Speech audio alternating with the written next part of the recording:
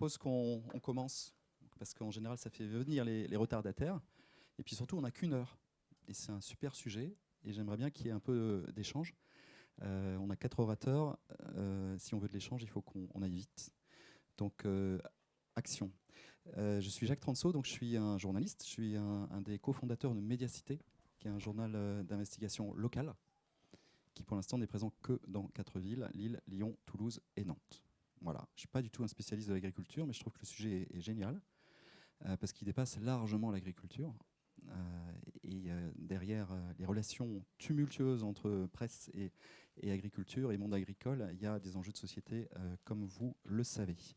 Pour parler de ce sujet, qui est assez original, parce que moi, c'est la première fois que je vois une table ronde sur cette thématique, on a 4 personnes engagées, experts, je ne sais pas comment il faut vous qualifier. Je vais commencer par Morgane Large. Morgane Large, que sans doute un certain nombre d'entre vous connaît, pour une actualité récente qui était un peu douloureuse. Donc Morgane est une journaliste radio, d'une radio dont je vais essayer de ne pas écorcher le nom, donc Radio Kreis Breizh. C'est pas mal. Merci. Donc radio cœur de Bretagne. Depuis une vingtaine d'années, et donc elle est en fait très très proche d'un site d'investigation qui a été nouvellement créé qui s'appelle Splan, un site breton, également du collectif Kelawin, dont elle va nous parler, qui est en train de recenser les atteintes à la liberté d'expression et au travail donc journalistique. Et on peut dire, je ne sais pas si je peux le dire comme ça, mais que Morgane prône un journalisme militant, de combat, et donc notamment par rapport à un système agricole productiviste assez dominant en Bretagne.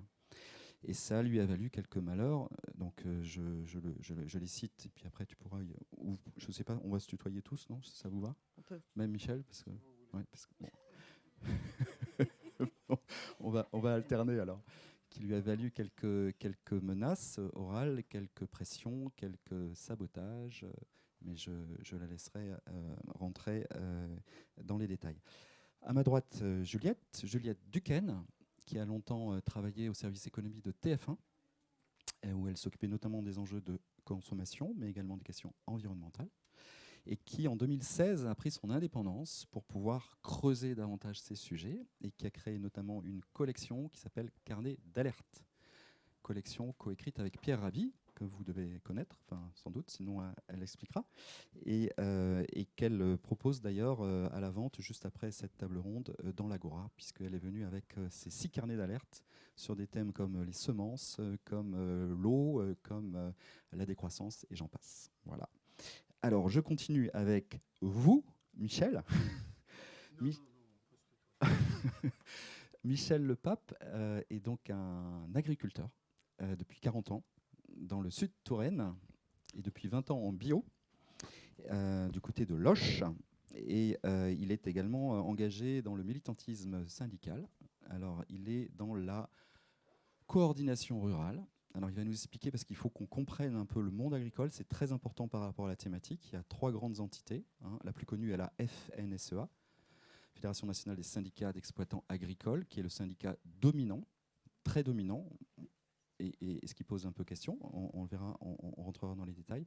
Il y a la Confédération paysanne, qui a un engagement assez politique, assez militant aussi dans la sphère agricole, et puis il y a la coordination rurale représentée par Michel.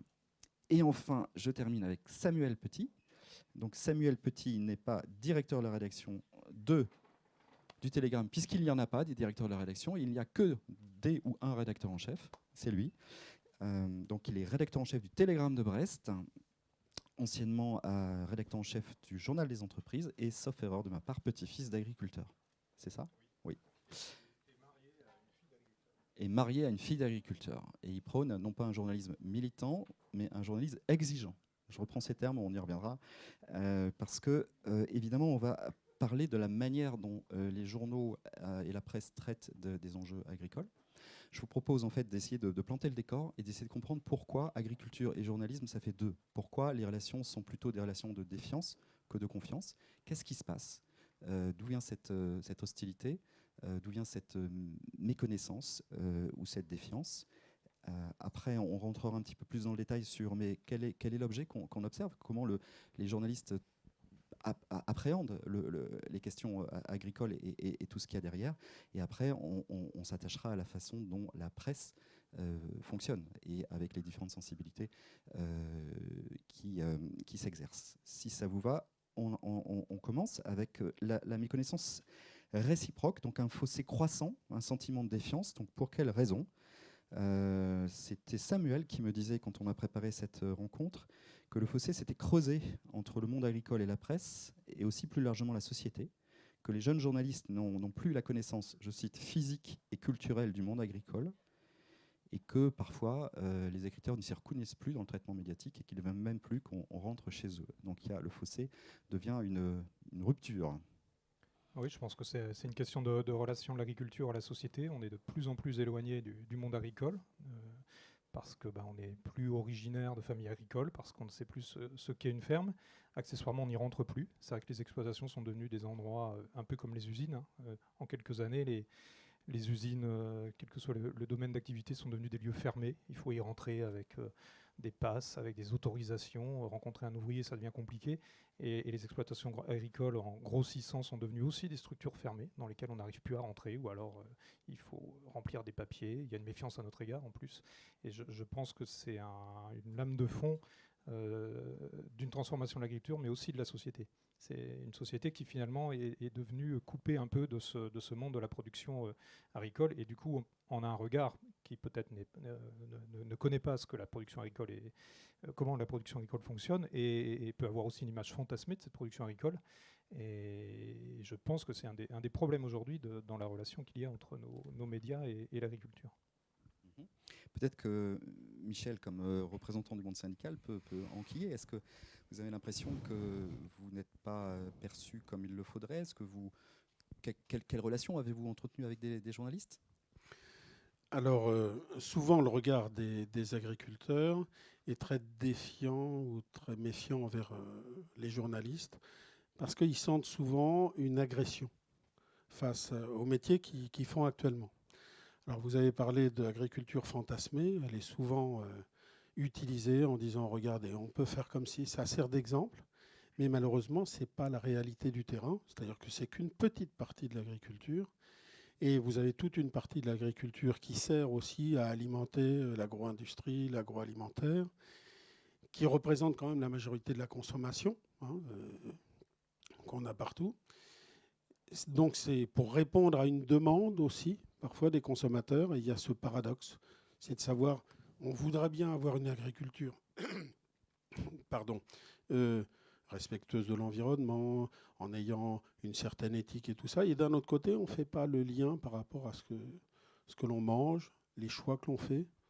Et on se réfugie souvent en disant, oui, mais vous savez, il y a un coût différent.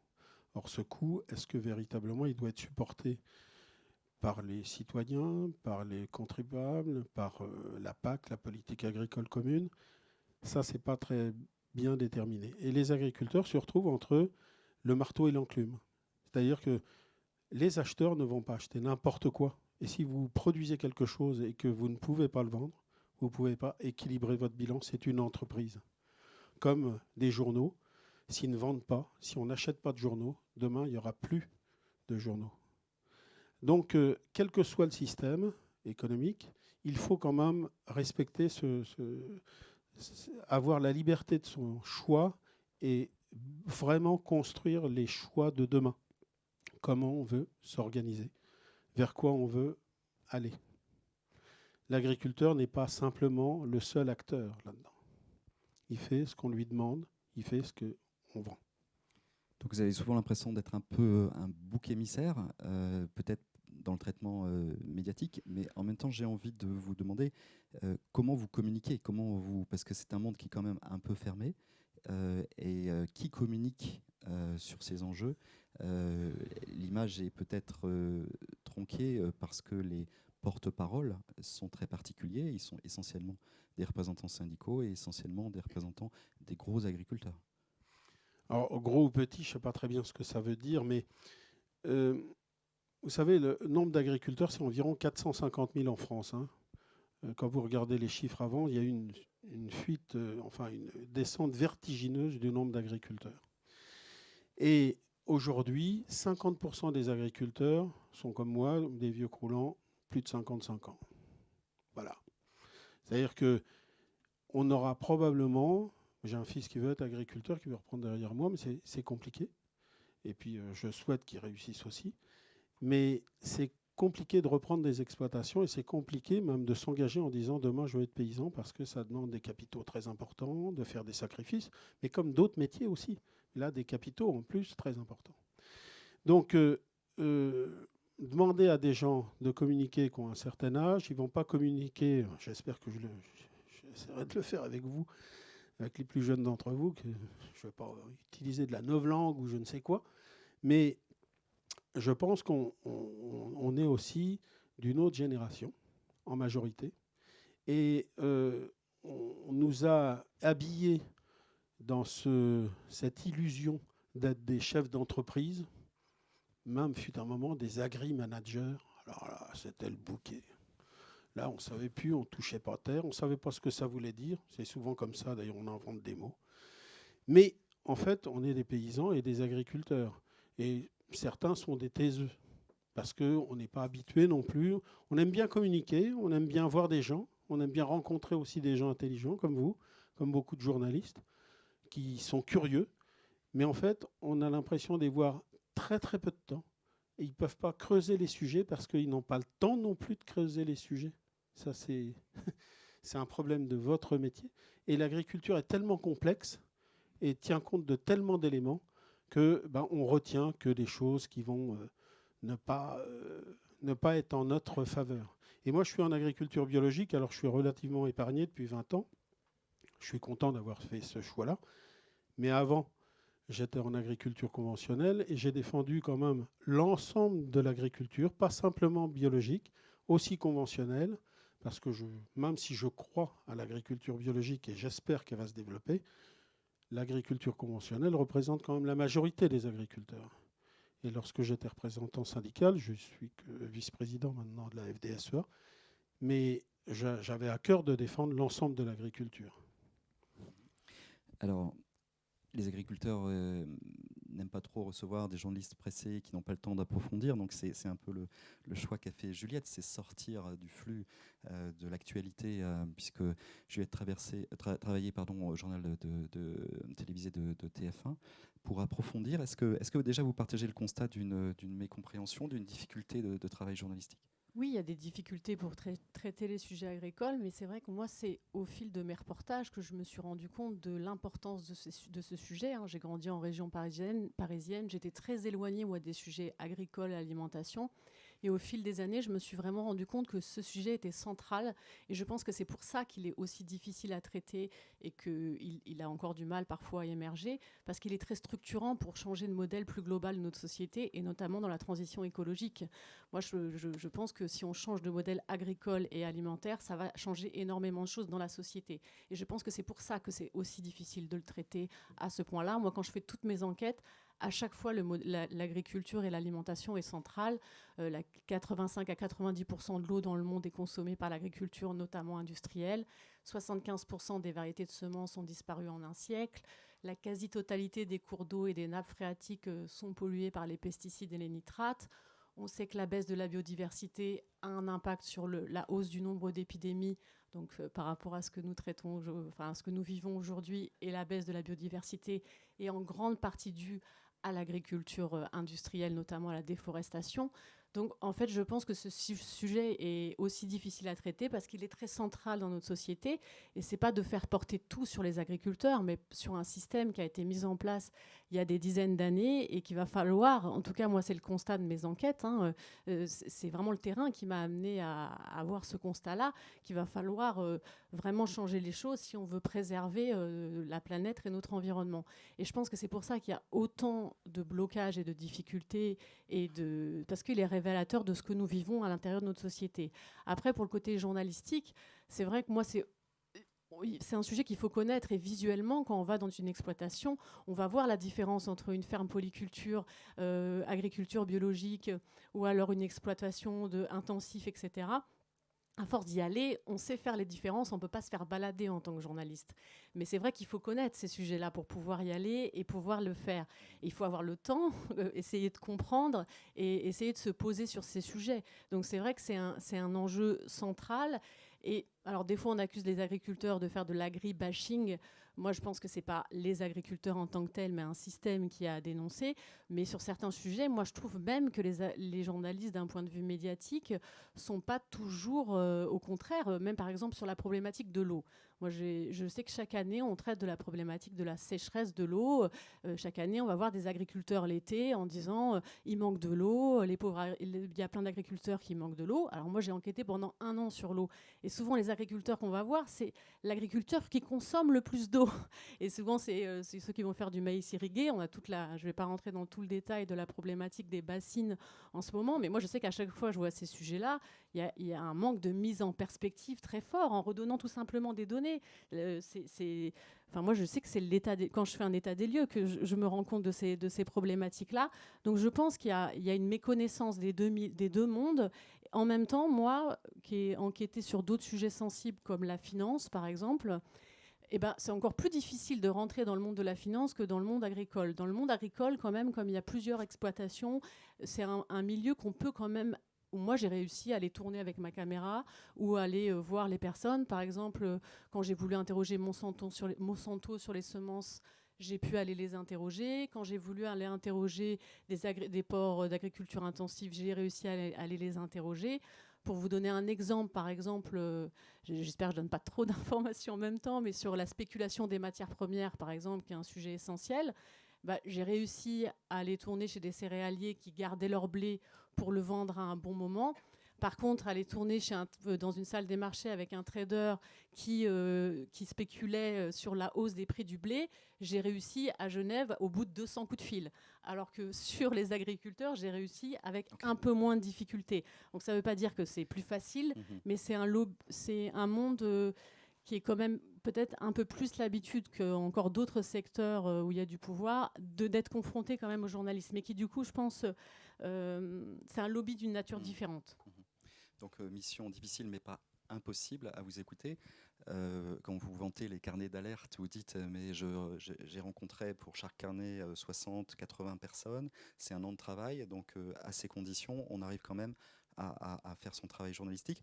Je me retourne du coup vers Morgane Large parce que je ne suis pas sûr qu'elle partage la même idée, puisque là, vous allez nous raconter ce qui vous est arrivé et aussi la difficulté, parce que là, on a presque peur de comment ça peut encore dégénérer davantage. Donc, expliquez-nous ce qui vous est arrivé.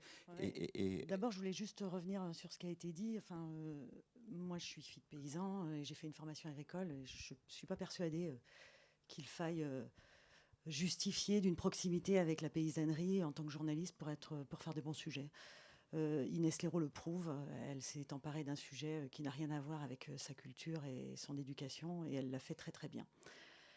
Et je trouve qu'il y a déjà quelque chose d'un peu inquiétant de devoir être un peu adoubé pour pouvoir parler des sujets agricoles, alors que normalement quand on est journaliste, on est à la recherche de l'info et on doit pouvoir en parler. Alors on parle des agriculteurs, moi je parlerais plutôt de l'agriculture, ce qui n'a pour moi rien à voir.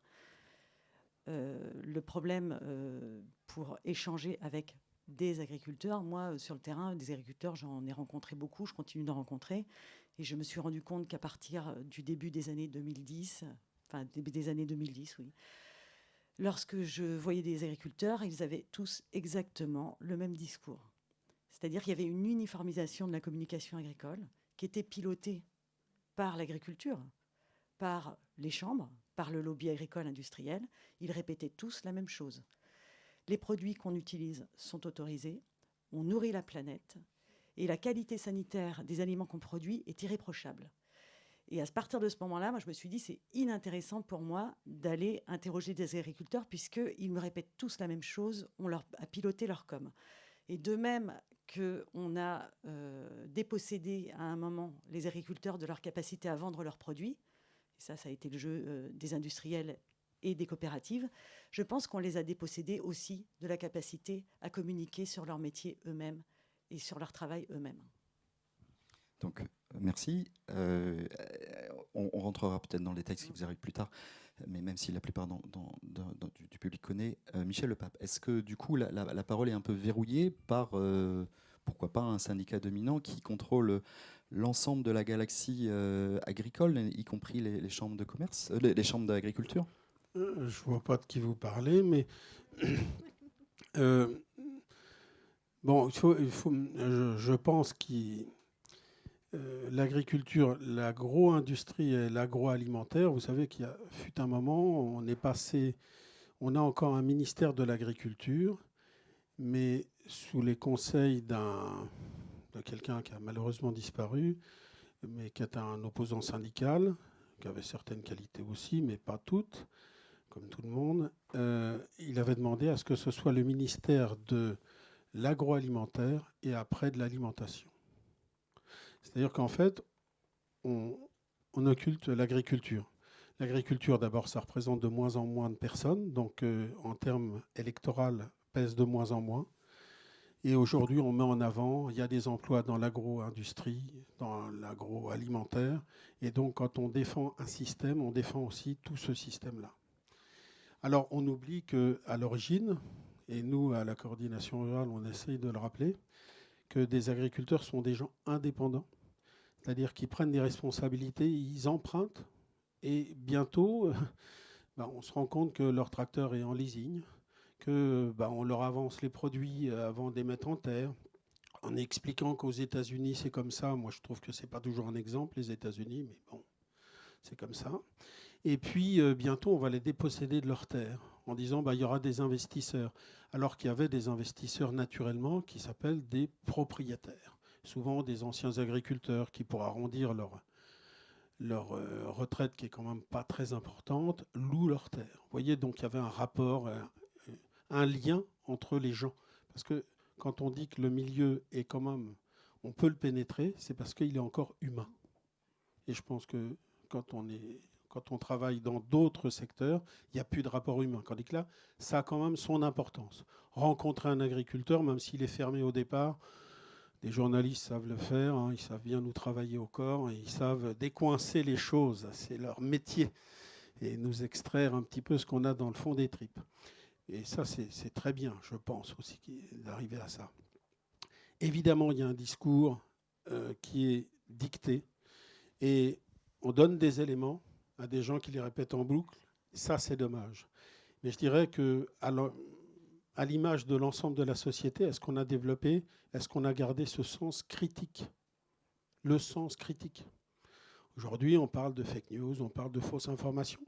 Et dès qu'on a un sens critique un petit peu plus développé, donc on fait du syndicalisme, pas dans le syndicalisme majoritaire, on nous accuse de dire des fausses informations, on nous accuse tout ça, parce qu'on n'est pas dans le couloir de contention qui convient bien de nous emmener à penser tous pareil.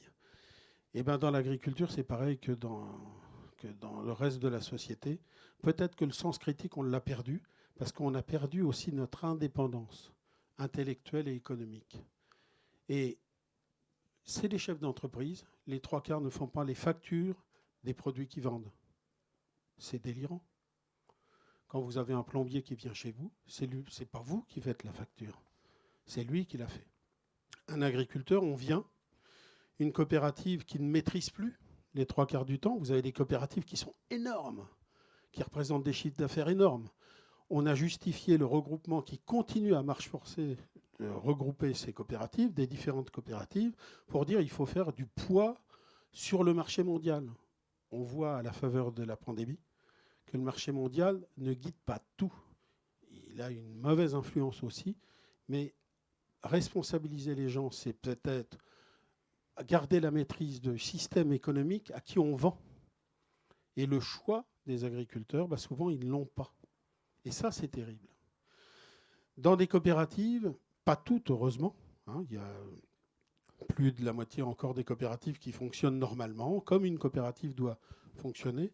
Mais les autres, c'est par cooptation. Vous êtes dans un conseil d'administration. Adoubé, j'ai entendu ce mot-là tout à l'heure. Donc, dans un moule. Et vous n'allez pas faire de vagues. Et dès que vous faites des vagues, vous êtes éliminé. À moins de vous imposer. Ça, c'est notre boulot. Samuel Petit, quand on est rédacteur en chef du Télégramme de Brest, dans une région, la Bretagne, qui nourrit 26 millions de personnes, si mes informations sont bonnes, alors que la population de la région, c'est 3 millions. Est-ce que, quand on est rédacteur en chef d'un journal comme le Télégramme de Brest, on peut traiter de façon tranquille, paisible, sans pression, un secteur aussi important que celui de l'agriculture ou de l'industrie agroalimentaire? Paisible, non. Sans pression, sans tension, non. Puisqu'en effet, tout ce qui vient d'être dit autour d'un discours récurrent, ça a occupé au moins 2 décennies. En plus, en Bretagne, on est dans une agriculture très combative qui s'est fait entendre ces dernières années. Il y a très rapidement des mobilisations physiques, des versements de production, des blocages de routes, etc. Donc la relation avec le monde agricole, ça a été ça pendant des années, des journalistes qui se déplaçaient sur des manifestations organisées par la FNSEA pour prononcer toujours le même discours sur la situation de l'agriculture. Donc la relation de nos journalistes à l'agriculture, pendant une petite génération, ça a été ça. Aujourd'hui, ce discours récurrent, il s'effrite quand même un peu. Il y a un virage, il y a des questions qui se posent. Et pour nous, ce qui est difficile, c'est que quoi qu'on écrive, les agriculteurs nous reprochent ce qu'on écrit, et quoi qu'on écrive, les environnementalistes nous reprochent ce qu'on écrit. Donc il y a une espèce de débat qui n'existe plus. Au début des années 90, quand la question de la pollution de l'eau est arrivée en Bretagne, c'est le Télégramme qui a organisé les premiers débats, qui a dit, on a sorti les infos sur le niveau de pollution des eaux dans cette région, et puis on a amené à discuter les représentants de l'État, les syndicats agricoles, et les chambres d'agriculture, et les associations environnementalistes. Aujourd'hui, on ne pourrait pas le refaire, ça.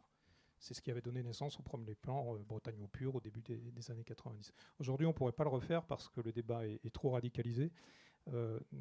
Tout ce qu'on écrit est interprété. On reçoit les gens de la Fédé régulièrement parce qu'ils sont outrés de ce qu'on écrit. Et étonnamment, les environnementalistes nous reprochent d'être à la botte de la FNSEA et des coopératives. Donc on est dans cette situation-là. Après, il faut bien le mesurer. La Bretagne nourrit énormément de monde. Il y a 778 000 vaches laitières en Bretagne. Il y en a 5 600 en Île-de-France. Il faut une vache laitière pour 50 habitants pour apporter tout le lait et le fromage et les yaourts que consomment les Français. Donc oui, il y a une question d'accès à la ressource, et je pense que ce que disait Juliette est intéressant. La question agricole, elle concentre tous les problèmes d'aujourd'hui. L'accès à la ressource, nos contradictions personnelles, toutes nos contradictions personnelles, des personnes qui veulent du foncier à 20 km de Brest pour malgré tout avoir un peu de place, une maison individuelle, mais qui ne comprennent pas qu'ils sont en train de consommer du foncier agricole. Donc ça pose la question de l'habitat, l'accès à l'eau, puisque l'accès à l'eau dans certaines régions de Bretagne, je pense à l'Ille-et-Vilaine aujourd'hui, qui est un gros département agricole, mais qui est surtout une métropole rennaise qui grossit et qui a besoin d'un accès à l'eau. Donc tous ces sujets-là se croisent aujourd'hui, et ces tensions-là se retrouvent dans le débat public. Un média généraliste comme le nôtre en Bretagne, vous avez à peu près 60-65% des ménages qui reçoivent un journal, Ouest France ou le Télégramme. Donc on s'adresse à la totalité de la population. Vous pensez bien que de l'ouvrier agricole jusqu'au chef d'entreprise, au fonctionnaire, à l'enseignant, à toute cette population, ce qu'on écrit est forcément sujet à caution. Morgane Large, un jour dans je ne sais plus quel média, vous avez expliqué que vous cassiez le roman agricole breton. Ouais. Et que c'est ce qui vous avez eu quelques difficultés. Oui, Donc, j'ai pas parlé de mes difficultés tout à l'heure, parce que j'imagine que les gens sont au courant ici. Ou peut-être je pense qu'il faut le rappeler au cas où on veut perdre personne en route, donc il faut le rappeler. J'ai pas envie de m'étendre là-dessus, et je suis pas la seule à avoir subi des pressions. Il y a aussi il y a eu des journalistes aussi de la presse locale et nationale qui en subissent. Moi, ce sont des pressions qui s'exercent depuis assez longtemps, qui se sont exercées. Les pressions se sont exercées d'abord de manière financière à l'égard de mon média, avec des suppressions de subventions venant de communes dont les maires étaient proches de l'agriculture intensive et qui supportaient assez mal qu'on puisse donner la parole à des opposants à des projets agricoles de grande ampleur. Ensuite, les pressions se sont un peu resserrées autour de moi à la suite d'un documentaire qui est passé sur France 5 qui s'appelle Bretagne, une terre sacrifiée, dans lequel je témoignais au titre d'élu municipal de ma commune, puisque j'étais conseillère municipale à l'époque, et je témoignais d'une enquête que j'avais faite sur la construction potentielle d'un poulailler de grande ampleur à Langouélan, une commune qui est tout près de chez moi. Donc à la suite de ça, on a mis mes animaux en divagation, on a fracturé les portes de la radio pour laquelle je travaille. On était en cours de déménagement, ça s'est fait sur 2 communes. J'ai reçu des menaces, des appels nocturnes assez réguliers. On a empoisonné mon chien et puis on a fini par déboulonner les roues de ma voiture chez moi, visiblement chez moi, oui. Et j'ai roulé comme ça pendant 5 jours. Donc oui, là c'était des menaces qui me ciblaient. Mais il y a d'autres journalistes qui ont subi des menaces. Je suis bien sûr pas la seule. Et puis on avait lancé à l'époque un appel pour interpeller notamment la région sur la pression que subissaient les journalistes qui essayaient d'enquêter dans le domaine de l'agroalimentaire. Appel qui avait récolté quelques 490 signatures, il me semble, dont pas mal de signatures bretonnes ou de gens qui enquêtaient en Bretagne, et dont aussi des signatures de journalistes du Télégramme et de Ouest France, dont des correspondants locaux qui n'ont pas le statut de journaliste, mais qui prennent parfois exactement les mêmes risques que les journalistes. Vous avez déposé plainte. Vous avez déposé plainte pour menaces sur la vie d'autrui, mais non, aussi deux choses. mais également atteinte à la liberté d'expression. Ça nous paraissait très important aussi de rajouter à cette plainte l'atteinte à la liberté d'expression, puisque à la suite de mes ennuis, la presse agricole a eu une réaction assez épidermique et très rapide. Notamment une page entière dans Le Paysan breton, qui est un hebdomadaire que les agriculteurs, par un truchement assez particulier, reçoivent gratuitement dans leur boîte aux lettres le vendredi midi. On a parlé des agriculteurs donc de moins en moins nombreux, assez isolés. Moi, quand je vais chez un agriculteur, au début, il n'est pas d'accord pour parler, puis après, on n'arrive plus à partir, parce qu'en fait, ils sont seuls, les gens. Et donc, ce Paysan breton là, avait fait paraître une page entière. Le Paysan breton appartient à la coopérative Eureden, anciennement Triscalia, la banque Crédit Mutuel de Bretagne et les assurances Groupama. Et donc une page entière était parue à la suite du documentaire pour dire comment France Télévisions peut-elle, la désinformation orchestrée sur France Télévisions, et comment France Télévisions peut donner autant de fausses informations dans une seule émission. Donc, et après, c'était assez long le texte, mais jamais le Paysan breton n'a attaqué France Télévisions en diffamation. Jamais. Mais là, en fait, moi, j'avais l'impression d'être complètement ciblée. La FRSEA a publié une photo de mon visage sur son compte Twitter. On était plusieurs témoins dans le film. Je suis la seule qui ait reçu des menaces. Il n'y a aucun des autres témoins qui a été inquiété. Je commençais à être de moins en moins à l'aise et je sentais monter cette pression et ce danger. J'ai appris ensuite que dans les lycées agricoles, notamment des lycées agricoles privés, il y avait eu des rencontres avec des élèves pour leur parler du film Bretagne, une terre sacrifiée, donc ce fameux documentaire, où mon nom revenait très régulièrement à des jeunes de 17 à 20 ans qui pouvaient faire un amalgame. Moi, je n'ai absolument pas réalisé ce documentaire. Et donc, ils pouvaient faire un amalgame. Et moi, j'avais très, très peur de ce que pouvait être la réaction de jeunes un peu chauds, là, qu'on pouvait monter contre moi. France 5 et Marina Carrère-Dancos m'a dit qu'elle n'avait jamais reçu autant de menaces à la suite d'un documentaire qu'après ce documentaire. Donc, je reprends pour que ce soit bien clair. Vous étiez qu'une témoin dans le cadre de ce documentaire qui a suscité beaucoup de réactions, y compris chez les acteurs médiatiques locaux, puisque vous avez écrit, je pense que c'est à la suite de ce documentaire, avec Hubert Coudurier, le directeur de l'information, un éditorial indiquant qu'il ne fallait pas tout mélanger, qu'il y avait des relents complotistes dans ce documentaire et qu'il y avait des critiques excessives ou abusives à l'encontre de la presse régionale sur le traitement du monde agricole. C'est pas tout à fait ça le calendrier. Alors, je ne reviendrai pas sur le documentaire et ce que vient de dire Morgane et qui est inacceptable, qui est inattendu, et on n'a jamais connu ça dans d'autres sujets en Bretagne, ce genre de tension. Nous, on s'est exprimé à un moment donné, c'est pas suite à ce documentaire dont on n'est pas les auteurs, dont on n'a pas la responsabilité, et je n'ai pas à le commenter ici. On s'est exprimé suite à une page entière dans Le Monde, le quotidien Le Monde. Je ne sais pas si quelqu'un du Monde est ici, mais une page entière, le journalisme breton sous tension. Aude d'Assonville. Aude d'Assonville. Une page entière qui décrit le journalisme en Bretagne comme un journalisme muselé, qui donne la parole à des interlocuteurs qui mettent en cause Ouest France, le premier quotidien français, qui mettent en cause le Télégramme, qui laisse entendre qu'on cacherait des choses, qu'on ne raconterait pas les choses, que nous, journalistes, ne pourraient pas enquêter sur certains sujets. Pourquoi pas? L'accusation peut être entendue, discutée. Et donc là, je rappelle la règle de base du contradictoire. Comment peut-on écrire une page entière dans Le Monde, laissant penser que les 900 journalistes bretons seraient des journalistes à la botte? Pourquoi on a publié une tribune? On a envoyé une tribune au Monde, tout simplement parce que nos journalistes nous l'ont demandé. Ils se sont dit, mais c'est quoi ça? À quel titre on parle des journalistes du Télégramme et de Ouest France de cette manière, dans un journal qui, à ma connaissance, accueille de la publicité de grands groupes agroalimentaires, accueille de la publicité financière, voilà, c'est jusqu'à nouvel ordre.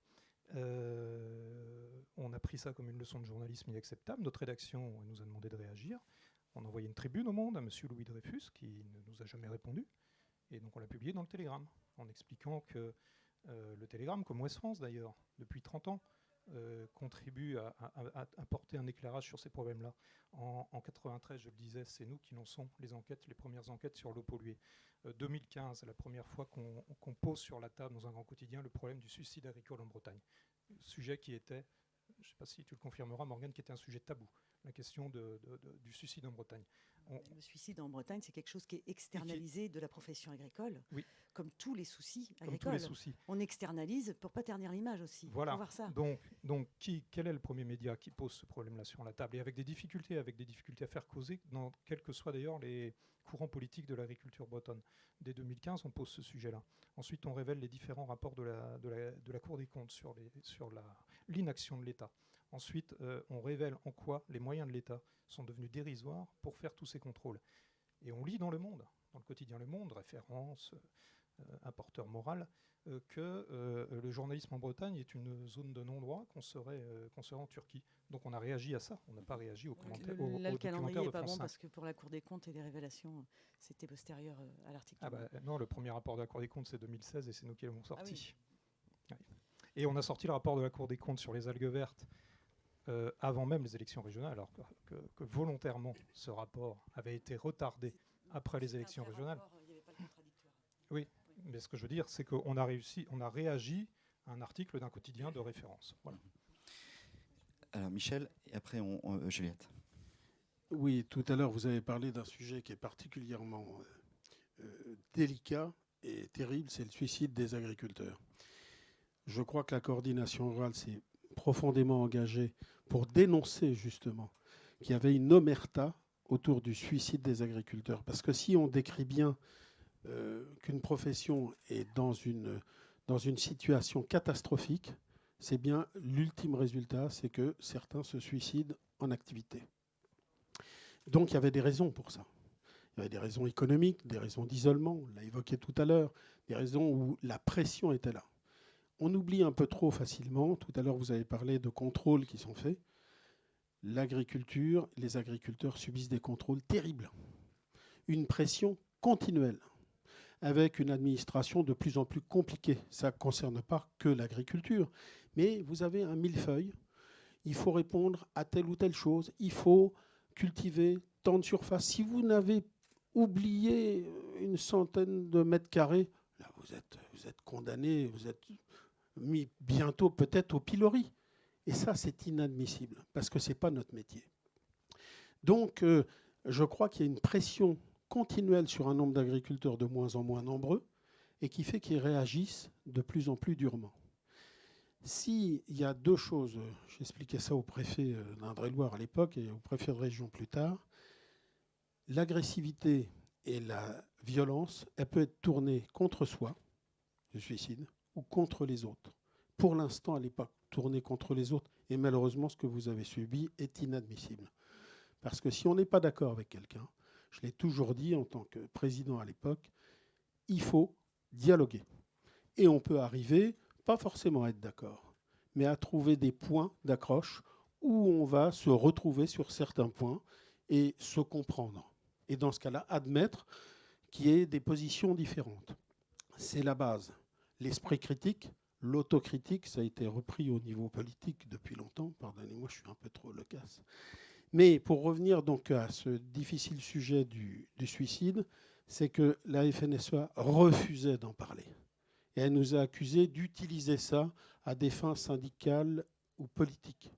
Ce qui est une honte véritablement. Ce n'était pas le but. Le but, c'est de dire, regardez, il y a des gens qui sont mis de côté et qui sont contraints, ou du moins qui ne voient que cette voie-là. Or, dans le milieu agricole, quand on ne réussit pas, on est rejeté. On n'est pas aidé. Il y a quelques organisations à travers la France qui aident des agriculteurs qui sont en difficulté, mais pas tant que ça, parce que ça ne fait pas bien. On trouve toujours une bonne raison. Vous savez, c'est comme quelqu'un qui est malade, il l'a un peu cherché, parce que ça évite de se remettre en cause, même sur notre façon de vivre, parce qu'on se dit, peut-être demain, ce sera moi. Donc on essaye de chercher une raison, c'est humain ça. Chercher une raison, il a trop fumé, il a trop bu, il a trop mangé, il a trop... Bon. Et dans l'agriculture, eh ben, il a ou trop investi, ou il ne s'est pas assez investi, même s'il passait nuit et jour, même s'il s'est épuisé au travail, et ça l'a conduit à se suicider ou à être en difficulté. Et là, on rejette. Parce que le système, tout à l'heure, vous savez, ça fait sourire, agri-manager, ça veut dire que ceux qui n'atteignent pas un certain niveau sont considérés pour rien. Mais on remarque que même des gens qui réussissent aujourd'hui sont tellement épuisés qu'ils ont recours au suicide. Et là aussi, c'est terrible. Ça veut dire qu'il n'y a pas de réussite, forcément, dans le modèle qu'on est en train d'offrir aux agriculteurs. C'est ça, c'est l'échec, véritablement, et de l'épanouissement des agriculteurs, parce que le système les broie. Et je le pense vraiment. Merci beaucoup pour ce témoignage. Je vais recentrer sur le traitement journalistique, puisqu'on est aux assises du journalisme et qu'il y a beaucoup de journalistes ou d'apprentis journalistes dans la salle. Il faut qu'on s'arrête un peu sur les pressions qui peuvent être exercées à l'encontre des journalistes qui enquêtent sur le secteur agricole. Il faut aussi qu'on s'arrête sur la composition de la presse agricole. Et puis après, il faut qu'on s'arrête sur les différentes approches. Le journalisme militant, est-ce du journalisme n'est-ce plus du journalisme Donc là, il y a deux approches de sensibilité. Je crois que c'est un super sujet, vu les enjeux abordés, vu les enjeux de société abordés en filigrane derrière l'agriculture. Il faut qu'on revienne là-dessus. Mais je vais passer la parole à Juliette, parce qu'en préparant la table ronde, vous m'avez dit que vous aviez vous-même à TF1 parfois eu des pressions. Oui, c'est vrai que tout à l'heure, je disais que le lobbying agricole ou de l'agro-industrie plutôt était différent que celui sur la finance. Je n'ai pas dit qu'il était moins... Il n'est pas moins important, il est juste différent. Et ce qu'a vécu Morgane Large est inadmissible. Et voilà, c'est vraiment inadmissible ce que tu as vécu. Et c'est vrai que moi, à un autre niveau, bien sûr, c'était beaucoup moins important. Mais il y a eu des pressions, bien sûr, quand parfois je faisais des reportages. Alors, c'était plus sur l'agro-industrie. Un des premiers reportages un peu d'enquête que j'ai fait pour le JT qui durait 5 minutes. J'avais fait un sujet sur... alors, c'était sur la source de financement des études pour autoriser un additif. Et là, c'était sur l'aspartame. Donc, il y avait tout un sujet où on expliquait que selon la source de financement de l'additif, il y avait des effets néfastes si c'était financé par des Coca ou autres, et quand c'était financé par des... on va dire, par une source publique, ça montrait qu'il n'y avait pas d'effet négatif. Et il y avait Coca dans le reportage que j'avais interrogé, qui avait accepté de répondre à mes questions. Et là, le sujet passe, et j'ai un coup de fil tout de suite après la diffusion du sujet. Alors c'est vrai que moi j'étais un peu impressionnée, c'était mes premiers gros sujets pour le JT, et je sais qu'il y a eu une baisse de la publicité, alors je ne sais pas de combien, mais il y en a eu une. J'ai reçu un sondage financé par enfin c'était pas financé par Coca, mais c'était financé par les producteurs de l'aspartame, pour savoir l'impact de mon sujet sur les ventes de Coca Light quand même. Donc c'était précis, avec un chiffre, j'ai plus le chiffre en tête. Bon, le sujet est passé, donc ce qui est important, c'est que le sujet passe, mais c'est vrai que du coup, après, il faut justifier, il faut avoir toutes les... C'est ce que je dis quand je donne des cours dans les écoles de journalisme, de bien tout garder, de bien garder tous les mails pour être sûr de tout ce qu'on fait. Après, moi, pendant la dizaine d'années où j'ai travaillé pour TF1, j'ai fait quand même pas mal de sujets sur tout ce qui est malbouffe, agro-industrie, etc. Je faisais ça en plus des sujets d'actualité. Les sujets passaient. À la fin, je ne vais pas vous cacher que j'avais un peu plus de difficultés à les passer, notamment un sur les semences que j'avais fait en 2014-2015. Donc il y avait Monsanto dedans, il y avait tous les acteurs, Cocopelli, il y avait pas mal d'acteurs de de la filière sur les semences. Et celui-ci, en fait, ça fait partie d'une des raisons de mon départ, parce qu'il n'est jamais passé. Il y avait d'autres sujets, mais il y avait celui-ci en particulier. Alors, on ne sait jamais vraiment la raison, parce qu'il y avait plusieurs raisons qui étaient invoquées. Il passait moins des grands formats. Donc, on ne vous dit jamais clairement que c'est à cause de ce sujet-là. Après, je ne vais pas... En plus, pendant cette dizaine d'années, il y a pas mal de sujets quand même qui sont passés sur des sujets sensibles. Et moi, c'était un peu mon cœur de métier, c'était de faire ces sujets de 4-5 minutes. Pour le JT, c'est assez long, de sujets un petit peu enquête, sujets sensibles. Mais c'est vrai qu'à la fin, j'avais plus de difficultés à les réaliser. Et c'est notamment pour ça que je suis partie et que j'ai décidé de faire un journalisme plus indépendant. Et là, on se rend compte quand même des limites du modèle économique du financement des médias. Qu'à un moment, c'est vrai que moi, je me suis un peu épuisée à pousser ces sujets à l'antenne, on va dire. J'y arrivais, mais au bout d'un moment, j'avais plus de mal à le faire. Ça s'est bloqué.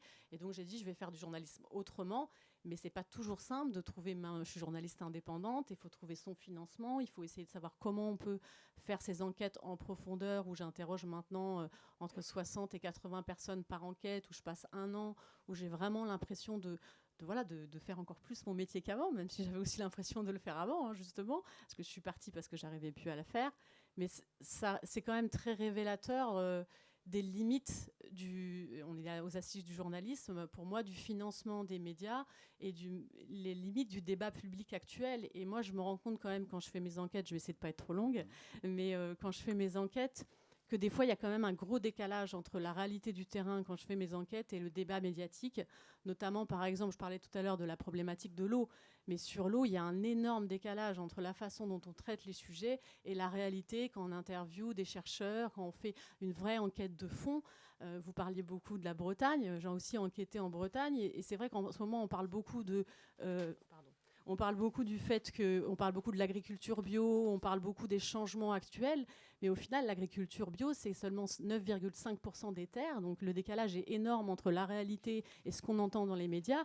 Et moi, j'ai revérifié il y a quelques jours le nombre de porcs élevés en Bretagne, et c'est encore 13 millions de porcs élevés chaque année, donc forcément, ça a augmenté depuis les années 90 où c'était 10 millions, donc forcément, même s'il y a des stations d'épuration qui sont mises dans les exploitations et autres, on contient le système, et c'est peut-être pour ça, pour revenir après sur le débat d'après, c'est vrai que je pense que le problème, c'est qu'aujourd'hui, ça demande un changement assez profond et radical des pratiques agricoles. Donc, à un moment, on arrive à un blocage, en fait, dans le débat public, je pense. Dans un autre genre, Morgane Large, vous m'avez expliqué qu'il vous est arrivé, en faisant votre travail de journaliste, de téléphoner à un agriculteur et on vous répond mais on n'a pas commandé d'article. Ah, c'était pas un agriculteur du tout. C'était pas un agriculteur. Non, mais moi, je vraiment agriculteur et journalisme, c'est pas le thème. Le thème, c'est agriculture et journalisme. Je suis désolée, la communication n'est pas du tout pilotée par les agriculteurs. Donc non. Alors, elle est pilotée par qui ? Elle est pilotée par l'agroalimentaire et l'industrie agroalimentaire qui, à partir des années 2010, 2011 pour être exact, à la suite des articles sur les algues vertes qui avaient fait beaucoup de mal en Bretagne, ils ont décidé de reprendre en main la communication.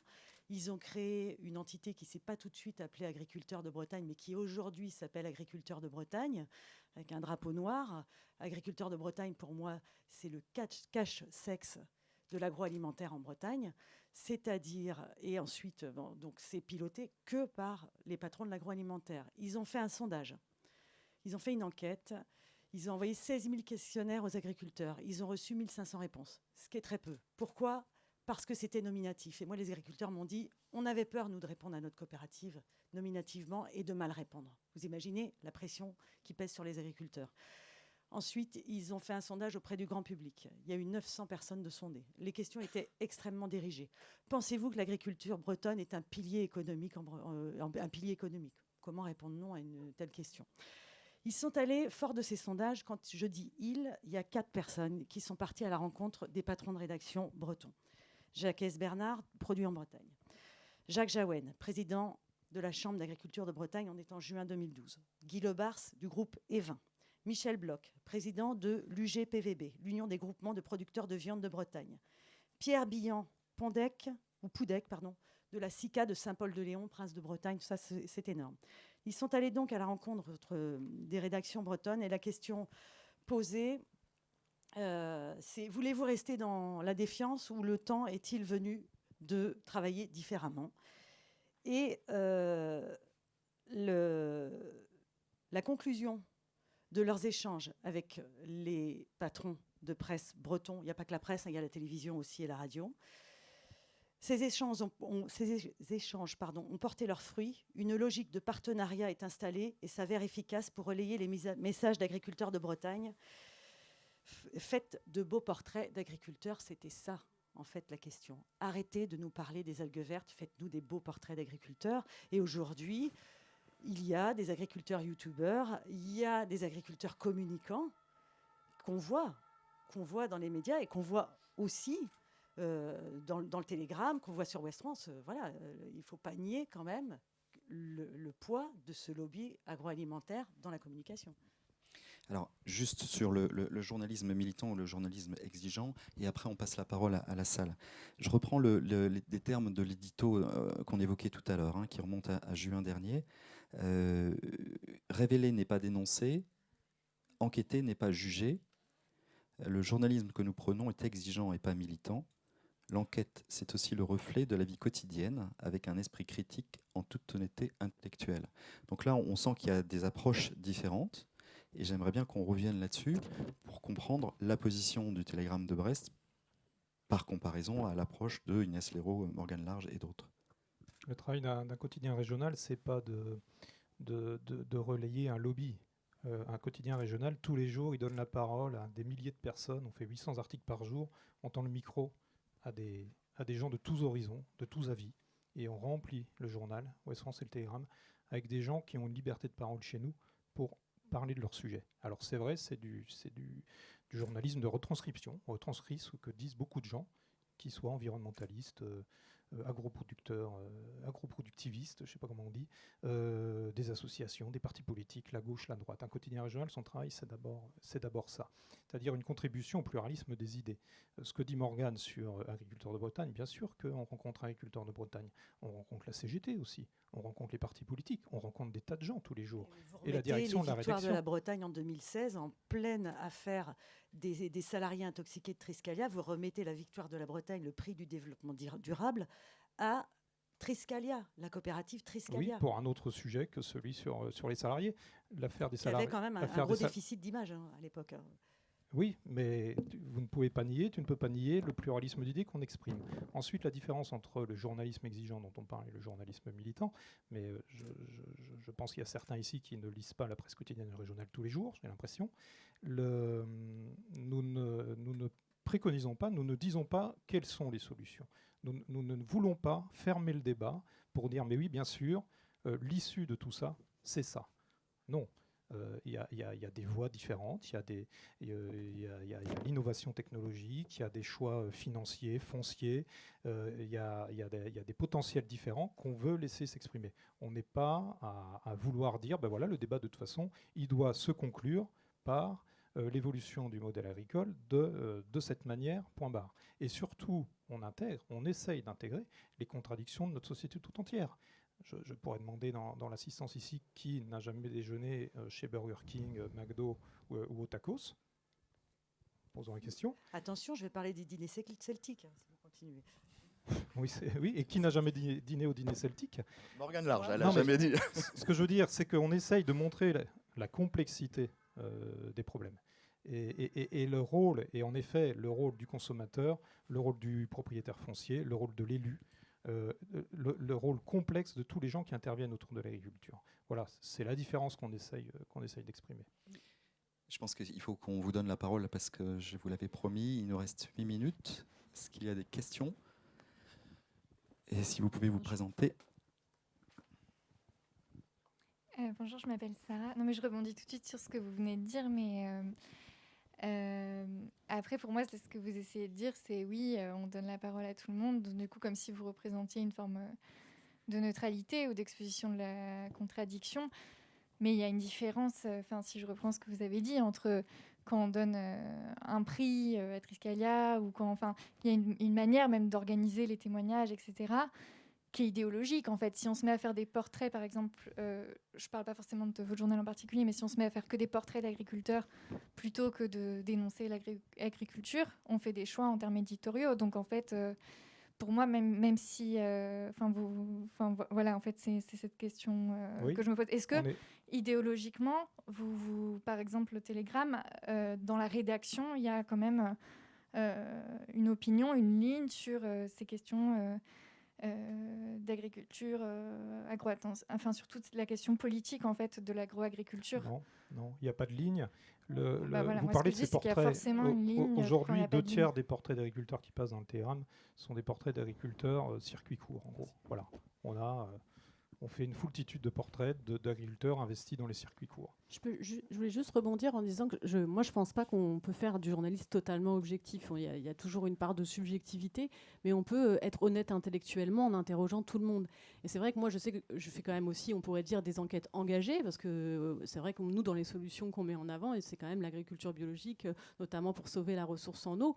Mais souvent, on pose cette question-là, mais moi, c'est le terrain qui m'a amené, et c'est consulter 40 chercheurs, aller sur le terrain qui amène à cette conclusion. Après, tout le monde ne peut ne pas adhérer ou amener à cette conclusion-là. Et ce que je veux dire, c'est que moi, c'est les enquêtes de terrain qui m'ont amené à conclure à ces sujets-là en interrogeant tous les gens de la société. Donc, c'est vrai que je ne sais pas s'il faut faire attention, je pense aux mots, alors journaliste engagé, journaliste militant. Ce qui est important, moi, il me semble, c'est d'interroger tous les acteurs, d'être contradictoire, de mettre toutes les personnes, d'être honnête intellectuellement. Après, forcément, moi, quand je vois 90% de l'eau consommée par l'agriculture, la quasi-totalité des pesticides, des cours d'eau et qui sont pollués par les pesticides et les nitrates, quand on voit les chiffres, les données scientifiques en fait qu'on récolte, après, on arrive à telle conclusion en fait. Mais c'est les études et moi, l'enquête journalistique que je mène qui m'amène à ces résultats. Alors, moi, je réfute un peu le terme de journaliste militante ou engagée. Si je suis engagée, j'espère que c'est plutôt pour défendre le métier de journaliste, parce que je trouve ça très intéressant de continuer de défendre ce métier, qui est quand même extrêmement mis à mal et qui n'est pas très encourageant pour des jeunes qui arriveraient sur le métier. C'est parce qu'il devient de plus en plus précaire et difficile à exercer. Après, je ne suis pas persuadée que ce soit aux journalistes d'apporter des solutions. Ça fait plaisir aux rédacs qu'on fasse un peu de communication positive parce que le sujet est tellement anxiogène que elles aussi, elles ont peur de perdre leur lectorat ou leur auditoire. Mais je ne pense pas que ce soit le travail des journalistes d'apporter des solutions. Je suis désolée. Non, après, on peut mettre en avant les innovations de la société civile, sociale, les innovations, sans les mettre mais en les présentant, celles qui sont créées par la société civile, quoi. Pourquoi pas, oui.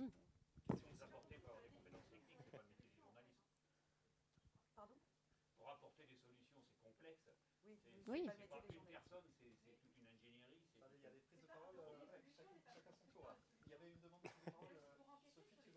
Oui, oui, voilà.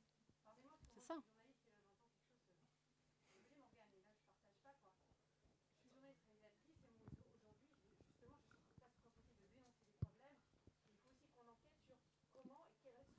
Oui.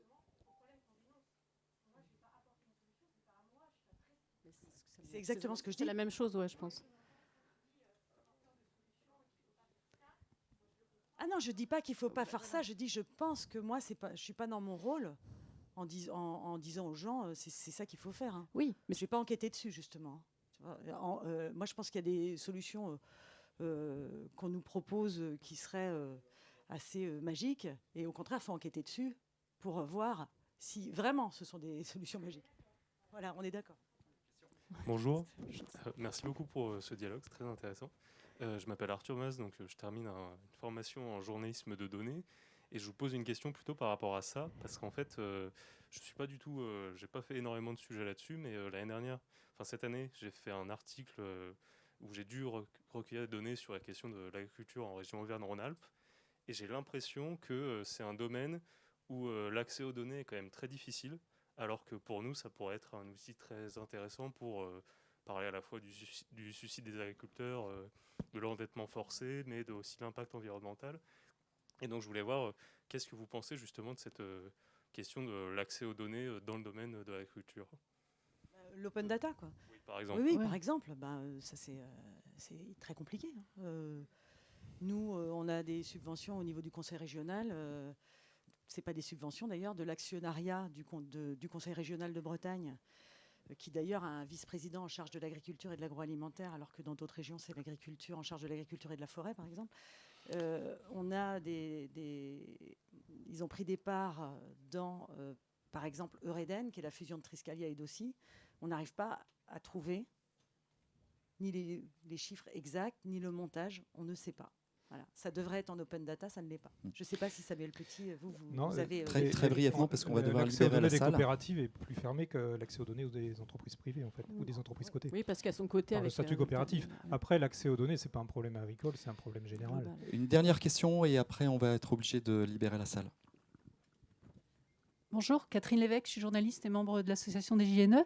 Je suis étonnée que personne n'aborde la problématique de la cellule Déméter, qui a été créée en 2019, qui est une émanation du ministère de l'Intérieur en convention avec la FNSEA et les jeunes agriculteurs de syndicats, et qui est une entrave à la liberté d'expression, notamment lors de certaines interviews. Voilà, je voulais savoir si vous aviez été confronté à ça. Je n'ai pas été confrontée directement, mais j'en ai bien sûr entendu parler. Et je ne sais pas si tu as été confrontée directement. Moi, quand les gendarmes, je les appelle pour venir chez moi, lorsque je découvre qu'il manque des boulons à ma voiture et qu'ils me demandent « mais vous voulez qu'on fasse quoi ?» Je dis peut-être venir, déjà voir. Ensuite, ils me disent « vous devriez peut-être installer une caméra dans l'arbre », là, comme si j'allais monter aux arbres pour installer une caméra. Je ne sais même pas me servir ni d'une échelle ni d'une caméra. Et après, j'ai assez vite senti qu'il n'y avait pas un intérêt énorme déjà pour mon affaire. Concomitamment à ce qui m'arrivait, il y avait une journaliste allemande dans ma commune qui a été agressée par un agriculteur. L'agriculteur, elle voulait prendre du son, elle voulait prendre un son d'ambiance de tracteur. Elle descendait la petite route pour aller au lac par chez moi. Là, elle prend le son d'ambiance du tracteur. L'agriculteur se rapproche d'elle en tracteur. Il descend, il dit « vous faites quoi là ?» Elle dit « je prends du son, c'est parce que je fais un reportage sur l'agriculture pour une radio allemande et puis j'ai besoin d'un peu de son d'ambiance, quoi. » Et il commence à lui dire « vous connaissez Morgane Large ?» Alors, on avait rendez-vous, mais le lendemain, on ne se connaissait pas encore ce soir-là. Et elle a laissé tourner son enregistreur ou elle l'a remis en route, je ne sais pas exactement, parce qu'elle trouvait ça intéressant d'avoir un échange avec un agriculteur. Il dit « mais vous êtes bio ?» Enfin bon. C'était assez bizarre, c'était un drôle d'amalgame, mais néanmoins intéressant pour prendre la température d'une région.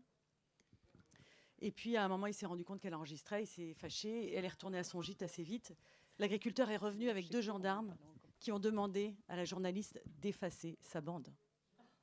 Elle a été chercher son enregistreur, ils ont vérifié que c'était le bon son, ils lui ont demandé d'effacer sa bande devant elle. Donc oui, c'est inquiétant, et moi j'avais très peur que si l'enquête était confiée à la gendarmerie, mes problèmes soient requalifiés en vol de boulons. Bon, ce sera le mot de la fin puisqu'on a dépassé le temps Merci. imparti. On accueille Jean-Marie Charon pour le Merci. baromètre annuel du journalisme. Merci à vous. Merci à tous.